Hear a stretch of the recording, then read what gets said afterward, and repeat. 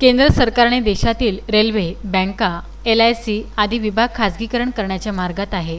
देशाचे संविधान लागू झाल्यापासून देशात अन्य विभागाचे खाजगीकरण करण्यात आले नाही। एकीकडे देशात बेरोजगारीच्या आकड्यात भरमसाठ वाढ झालेली आहे। त्यातच अनेक गरीब युवकांनी कबाड कष्ट मेहनत करून नोकरीला लागले आहे। अशात सरकारने खाजगीकरण केले तर अनेकांचे जीवन धोक्यात येऊ शकते। यासोबतच देशातील शेतकरी आत्महत्येचे प्रमाण मोठ्या प्रमाणात वाढले आहे। 2019च्या नॅशनल क्राईम रेकॉर्ड ब्युरोच्या रिपोर्टवरून एका वर्षात देशातील 42,000 शेतकऱ्यांनी आत्महत्या केली आहे। शेतकऱ्यांच्या मदत करण्याऐवजी सरकार शेतकरी विरोधी विधेयक पूर्ण करीत आहे। या विधेयकाच्या विरोधात आणि खाजगीकरण विधेयक विरोधात भीम आर्मी संघटनेने जिल्हाधिकारी कार्यालयात कपडे फाडव आंदोलन केले।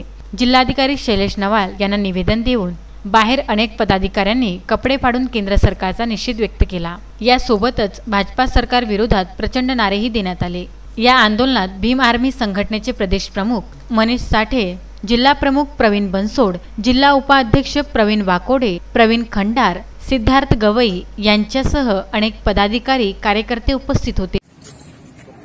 जय भीम, जय शिवराय, नमो बुद्धाय, जय संविधान। मी मनीष साठे, भीम आर्मी भारत एकता मिशनचा महाराष्ट्र मुख्य महासचिव तथा विदर्भ प्रभारी आहे।